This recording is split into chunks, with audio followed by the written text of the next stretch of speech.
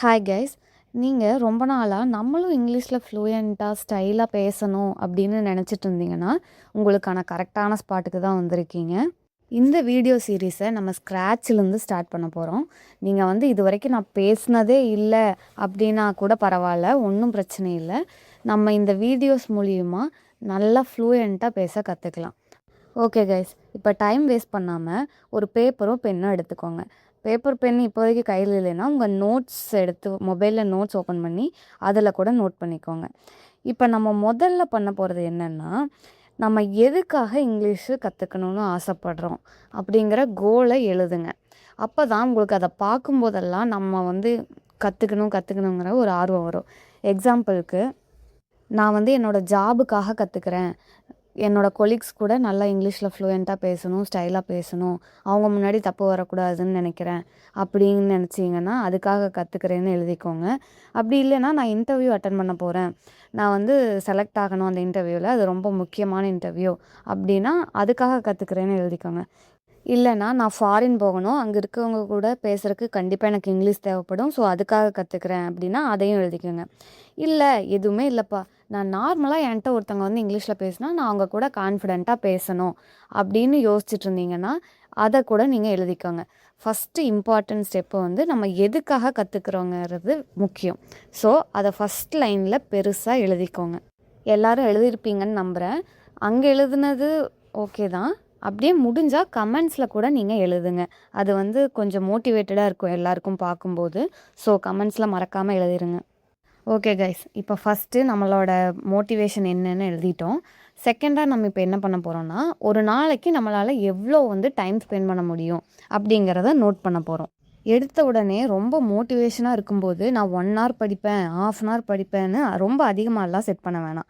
உங்களால் எவ்வளோ முடியுமோ, அது ரொம்ப கம்மியான நிமிஷமாக இருந்தால் கூட பரவாயில்ல, ஒரு 5 நிமிஷமாக இருந்தால் கூட ஓகே தான். டெய்லி ஒரு 5 minutes ஆர் 10 minutesனு செட் பண்ணிக்கோங்க. இப்போ நம்ம கோலும் செட் பண்ணியாச்சு, டைமிங்கும் செட் பண்ணியாச்சு. நெக்ஸ்ட்டு இன்றைக்கி டே 0ங்கிறங்காட்டிக்கு இன்றைக்கி நம்ம எந்த லேர்னிங்கும் பண்ண போகிறதில்ல.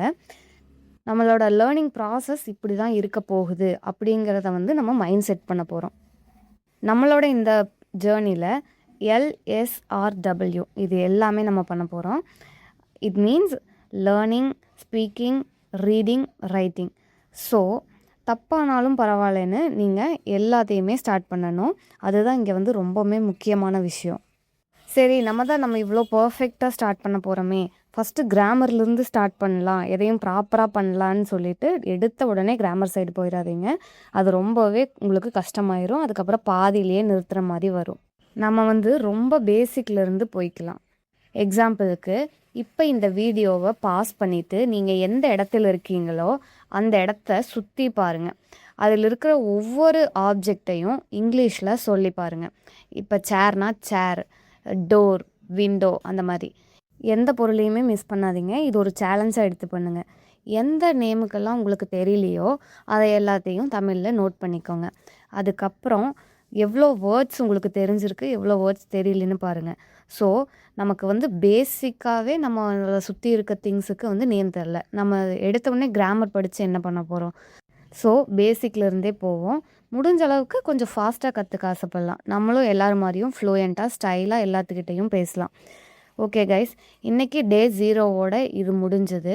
நாளைக்கு நம்ம என்ன பார்க்க போகிறோன்னா, நம்ம இங்கிலீஷில் என்ன லெவலில் இருக்கோன்னு பார்க்க போகிறோம்.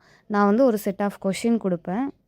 அந்த கொஸ்டின்கெல்லாம் ஆன்சர் பண்ணி முடிக்கும்போது எவ்வளோ கரெக்டாக சொல்லியிருக்கீங்க, எவ்வளோ தப்பாக சொல்லியிருக்கீங்கன்னு பார்த்துட்டு, நீங்கள் என்ன லெவலில் இருக்கீங்கன்னு பார்த்துட்டு அதுலேருந்து நம்மளோட ஜேர்னியை ஸ்டார்ட் பண்ணிக்கலாம். ஸோ இன்றைக்கி பென் அண்ட் பேப்பர் இல்லைன்னா பரவாயில்ல, நாளைக்கு மறக்காமல் பென் அண்ட் பேப்பரோடு வந்துடுங்க. நாளைக்கு பார்க்கலாம். பாய் பாய்.